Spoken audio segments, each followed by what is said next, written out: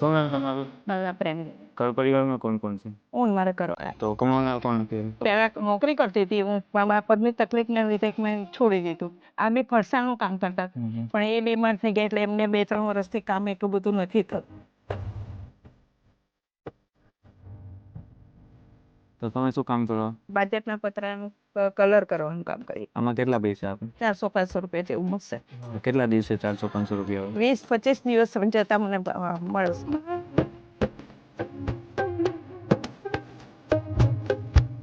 તો ત્યાં ઘર કેવી રીતે ચલાવવાનું? થોડી ઘણી છોકરીઓ મદદ કરે થોડું ઘણું આપે પણ પછી એ બી ઘર પરિવાર વાળા છે. તો આ ઘર પછી ભાડાનું મકાન છે. 100 રૂપિયા ભાડું. ઘર ભરાઈ ગયેલું બાકી છે? ના આ વખતે બાકી છે પાછું. પછી દીકરો નથી તમારે? ના મારે દીકરો નથી. એવેથી જ છે દીકરો, 2 દીકરીઓ જ છે. દીકરો હોત તો કદાચ આ પરિસ્થિતિ ના હોત. તો આટલી બધી તો ના જ હોત. તમારે દેરિયા જેઠિયા કોઈ? ના એ કોઈ જ નથી. અમે આ એકલા જ છે. છે જ નહીં. ના સાસુ સસરા ના મળે, છોકરા દિયર જેઠા કોઈ નહીં. તો અત્યારે સૌથી વધુ તમારે શું જરૂર છે? કરિયાણું ભાડાનું ભરવાનું છે. કરિયાણું છે કે નથી કંઈ? ચાલુ થોડું કરવું પડ્યું છે તો ચાલુ લાવીએ છીએ. બરાબર. તો સૌથી વધુ તમારે અત્યારે અનાજ કરિયાણાની જરૂર છે. અત્યારે એક પરિવારને મળવા આવ્યો છે. બા દાદા 2 એકલા છે. એમને સંતાનમાં દીકરો નથી, 2 દીકરીઓ છે. એમના લગ્ન કરી દીધેલા છે.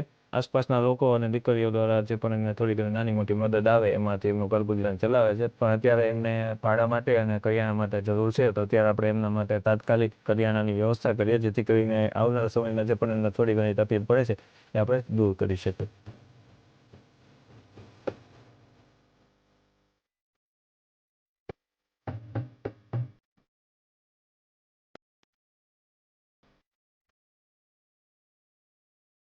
મા દાદાને જે પણ જરૂર હતી એ પ્રમાણે અનાજ કરિયાણાની વ્યવસ્થા કરી છે અને આજની આ ખાસ કીટ માટે આપણને દર્શનાબેન ઠાકોર તરફથી મદદ મળેલ છે. Thank you so much. ખૂબ ખૂબ આભાર દર્શનાબેન. આજે તમારા દ્વારા તમારી મદદથી એક નિરાધાર પરિવારને, નિરાધાર બા દાદાને જે પણ એમને તકલીફ પડતી હતી એ માટે મદદ આપણે પહોંચાડી શક્યા છીએ. જેમને મોકલ્યું એમનો ખૂબ ખૂબ આભાર. ભગવાન એમને બહુ ખૂબ સુખી કરે અને એમના પરિવારને સુખી રાખે. તો બસ આવી રીતે પ્રેમ સપોર્ટ આપતા રહેજો અને રીલ્સને વધુમાં વધુ શેર કરજો.